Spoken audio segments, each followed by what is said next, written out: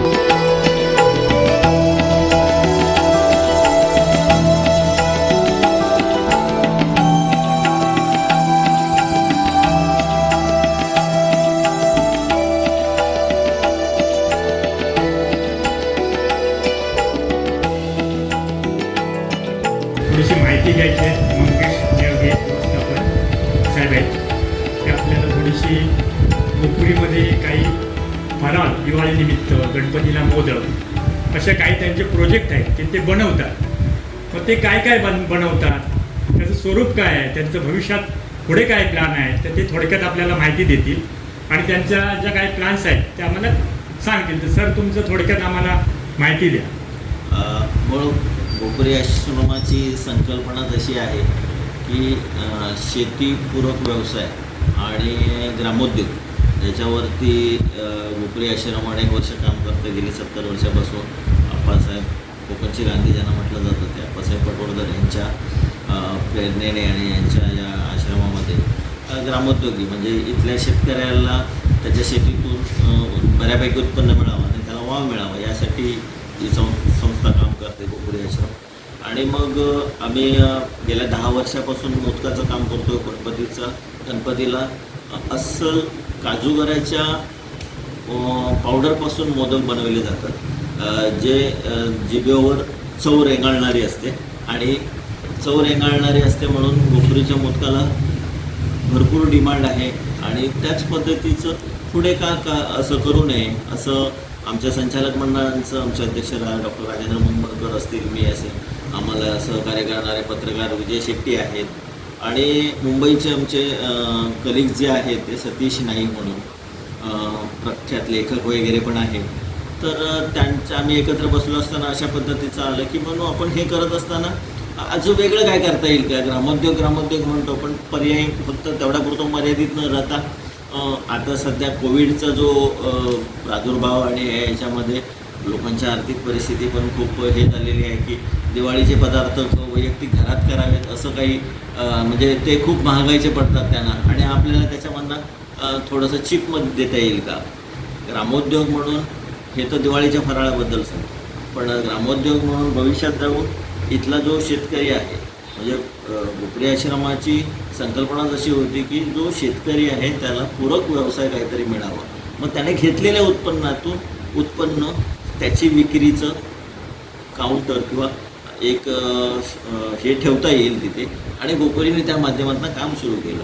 आणि मग त्या अनुषंगाने शेतकऱ्यांची जे वेगवेगळ्या पद्धती ते आपण असं म्हणतो की उकडे तांदळासारखा म्हणजे एक गोष्टी आहेत की ज्या उकडा तांदूळ आहे हा पटकन सहज मिळत नाही, त्याला शोधावा लागतो. मग तो तसा असेल तर किरकोळमध्ये पण तो तांदूळ वगैरे हो आपण त्याची व्यवस्था ही सुरुवात केलेली आहे. दिवाळीच्या फराळापासून आज आम्ही सुरुवात केली आहे पण त्याच्याबरोबर पुढे जाऊन आम्हाला हा कायमस्वरूपी हे चळवळ सुरू करायची आहे.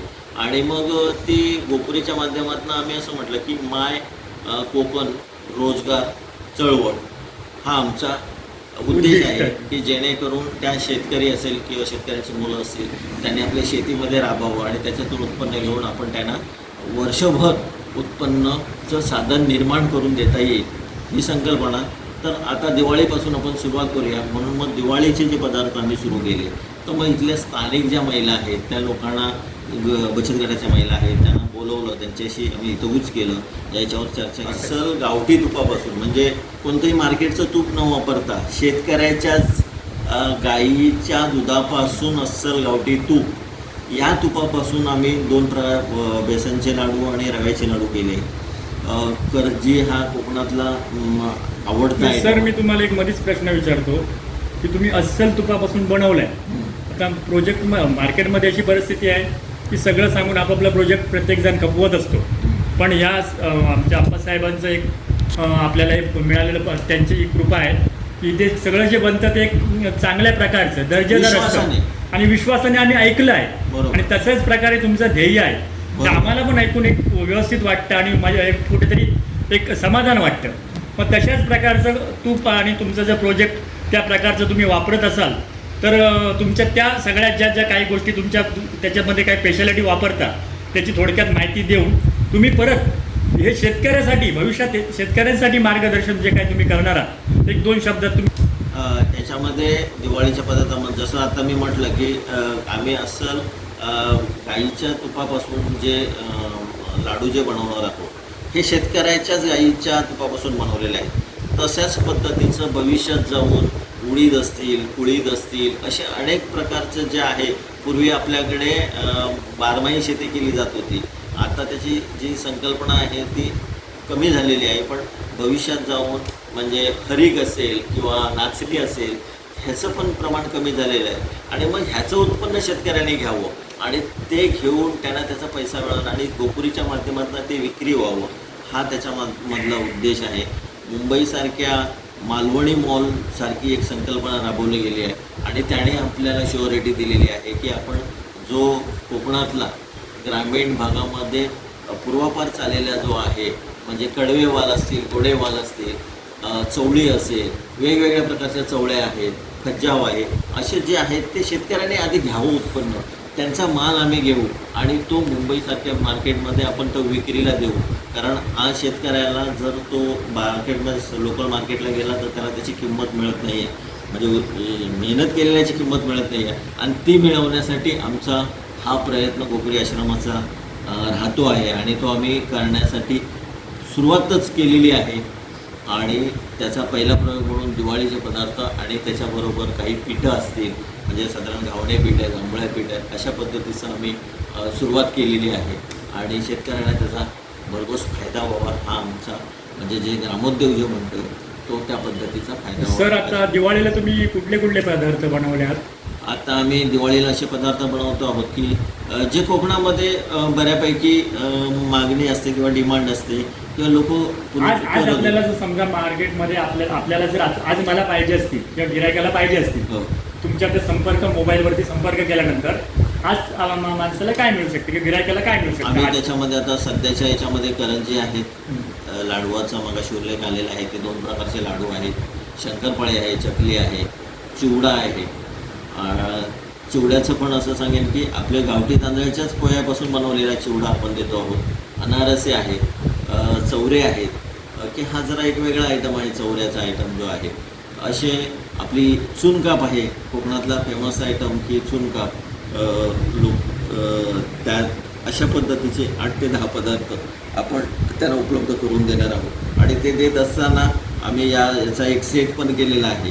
त्या सेटची किंमत आहे फक्त 750 रुपये, ज्याच्यामध्ये किमान 5 ते 6 किलोचा माल टोटली येणार आहे त्याच्यामध्ये. त्यानंतर ज्याला वैयक्तिक बाबा चकलीच पाहिजे आम्हाला बॉक्स आहे का आपल्याकडे? हां, बॉक्स बनवलेला आहे आणि त्या बॉक्सच्या माध्यमातून आपण त्यांना विक्री करणार आहोत आणि त्याच्यामध्ये आम्ही सूटही देणार आहोत. आज त्याची किंमत जरी 750 असली तरी आपल्या इथून घेऊन जाणारा जो व्यक्ती आहे तो शेतकरीच असणार आहे. हे आम्ही आमच्या याच्यामध्ये ठेवलेलं आहे आणि त्यांना काही प्रमाणात आपण सूट द्यावी असाही आमचा मानस आहे. थँक्यू सर, थोडक्यात माहिती आम्हाला छान दिली. आम्ही आभारी आहोत. धन्यवाद.